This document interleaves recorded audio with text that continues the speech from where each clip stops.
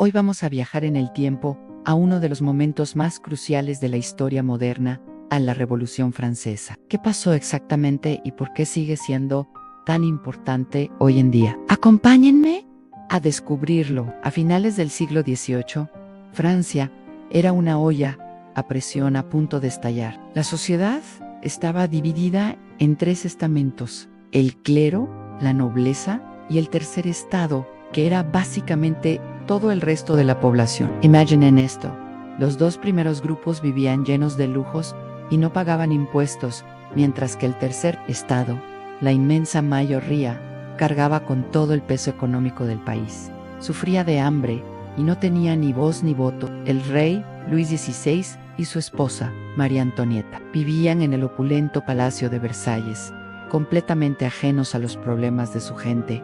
La situación era insostenible. La chispa que encendió la mecha fue una grave crisis económica. El rey intentó subir los impuestos, incluso a la nobleza, pero ellos se negaron. Desesperado, convocó a los Estados Generales en 1789, una asamblea que no se reunía desde hacía más de 150 años. Pero el tercer estado, harto de ser ignorado, decidió tomar las riendas. Se autoproclamaron Asamblea Nacional y juraron no separarse hasta darle a Francia una constitución. Este fue el famoso juramento del juego de pelota. El pueblo de París, inspirado por estos acontecimientos, se levantó en armas. El 14 de julio de 1789, una multitud asaltó la Bastilla, una fortaleza medieval que simbolizaba el poder absoluto y la tiranía del rey. Este evento se convirtió en el símbolo del inicio de la revolución. La noticia se extendió como la pólvora por toda Francia,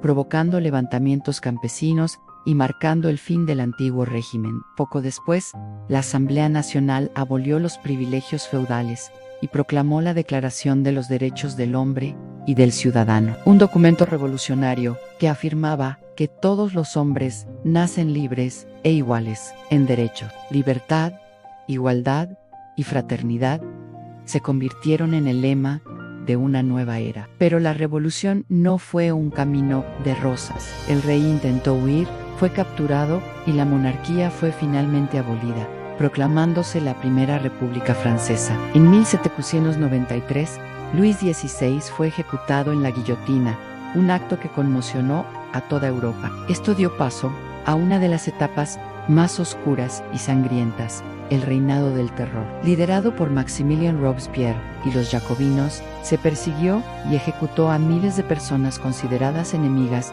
de la revolución. Fue una época de paranoia y violencia extrema que terminó con la propia ejecución de Robespierre. Después del caos del terror, la revolución buscó estabilidad. Surgió entonces una figura que cambiaría el curso de la historia para siempre: a Napoleón Bonaparte, un joven y brillante general que dio un golpe de estado en 1799, poniendo fin a la revolución y convirtiéndose en el hombre más poderoso de Francia. Aunque se coronó emperador, Napoleón consolidó muchos de los principios de la revolución, como la igualdad ante la ley, y expandió estas ideas por toda Europa a través de sus conquistas. El legado de la Revolución Francesa es inmenso. Nos dejó la Declaración de los Derechos del Hombre, la idea de la soberanía popular, la separación de poderes y el concepto de ciudadanía. Transformó no solo a Francia, sino al mundo entero, inspirando movimientos de independencia y democracia